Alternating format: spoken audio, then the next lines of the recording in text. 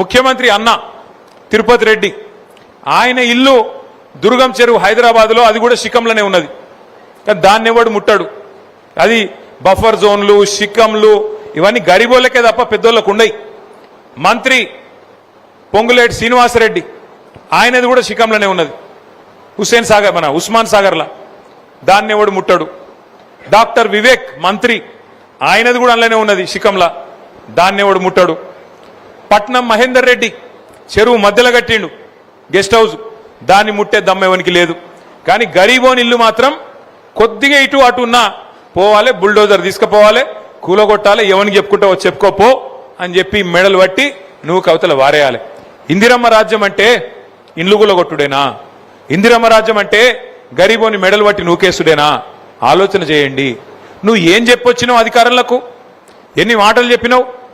6 గ్యారంటీలు అన్నావు, 100 రోజుల్లో చేస్తా అన్నావు. 100 రోజులుగా దగ్గర 1000 రోజులకు వచ్చిందిగా. 1000 రోజులు దగ్గర పడ్డాయి. ఇంకొక 100 రోజులు 150 రోజులు అయితే 1000 రోజులు దగ్గర పడతాయి. 100 రోజుల్లో 6 గ్యారంటీలు అని చెప్పిన పెద్ద మనిషి, 100 రోజుల్లో 6 గ్యారంటీలు అమలు చేస్తా అని చెప్పిన పెద్ద మనిషి ఒక్కటన్నా అమలు చేసిండా? ఒకటే ఒకటి ఏం చేసినవరు అయ్యా అంటే ఒకటే చెప్తాడు, ఫ్రీ బస్ పెట్టలేదా అంటాడు. ఇక ఈ ఫ్రీ బస్ కథ మీకు తెలుసు నాకంటే బాగా. ఆడోళ్ళకి ఫ్రీ అట, మగోళ్ళకి డబుల్ టికెట్ అట. ఏం లాభం అది? ఇంట్లో ఆడోళ్ళు ఉంటారు, మగోళ్ళు ఉంటారు. ఆడోళ్ళకు ఫ్రీ అట, మగోళ్ళకు డబుల్ టికెట్ అట. ఇదివరకు మహిళలు ఎక్కితే కనీసం గౌరవించి ఇవ్వడంలో లేదు, సీట్ ఇస్తుండే. ఇప్పుడు ఉన్నది ఆ పరిస్థితి. ఆ ఉన్న సీట్ల కోసమే కొట్లాడుకునుడు, గుద్దుకునుడు, గా పరిస్థితి వచ్చింది ఫ్రీ బస్సు స్కీమ్తోని.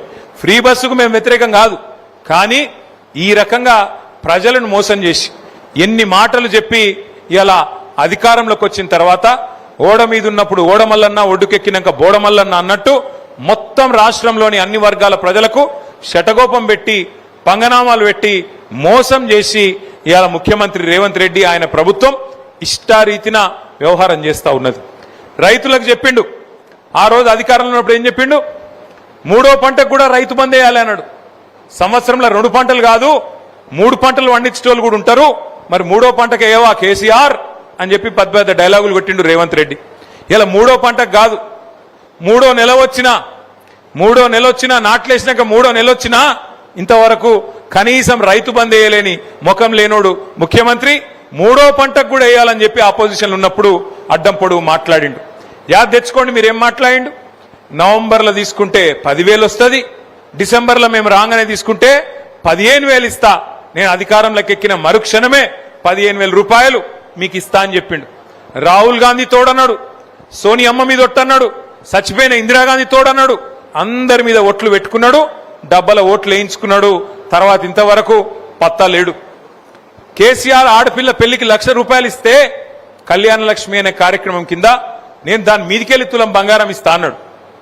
మీదికెళ్ళి 1,00,000 మీదికెళ్ళి తులం బంగారం ఇస్తా అన్నాడు. ఇలా ఎంత అయింది? 1,00,000 తులం బంగారం ఎంత అయింది ఇప్పుడు? 1,66,000. 1,66,000. నేను అప్పుడే చెప్పిన సిరిసిల్ల వేములవాడలో వీళ్ళు బంగారం ఇచ్చేటోళ్ళు కాదు, మెడల పుస్తల తాడు కూడా ఎత్తుకపోయే దొంగలు వీళ్ళు, నమ్మకుని ఏం చెప్పినా సరే. మనోళ్ళు సిరిసిల్లోళ్ళు నన్ను నమ్మినరు, వేములవాడోళ్ళు కాంగ్రెస్ నమ్మిరు. ఇప్పుడు ఏమాయ మరి? వచ్చిందా తులం బంగారం? ఎవరికన్నా తులం బంగారం కాదు, తులం ఇనుము కూడా ఇయ్యరిల్లు. ఉన్నాయి ఎత్తుకపోతారు తప్ప ఇచ్చే రకం కాదు.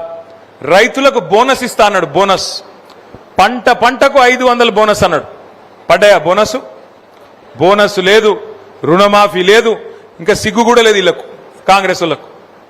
నిన్న చెప్తుండు ముఖ్యమంత్రి, నేను రుణమాఫీ చేసినా అనుకుంటున్నా, నేను రైతు బంద్ వేసినా అనుకుంటున్నా, వేసినో లేదో నాకు తెలియదు, పడ్డదో లేదో నాకు తెలియదు.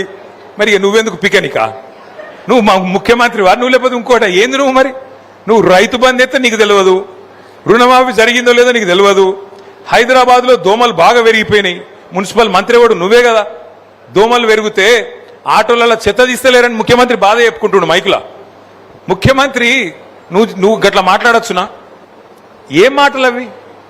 ఒక్కటన్నా సక్కని మాట ఉన్నదా? నీ నోట్లకెళ్ళి వచ్చే ఒక్క మాటకు విలువ ఉన్నదా? గరీబోళ్ళ ఇండ్ల మీద వాడి కూలగొట్టుడే కాకుండా నిన్న చెప్తున్నాడు ముఖ్యమంత్రి, నేను ఈ చెర్లో ఉన్న ఈ చెర్ల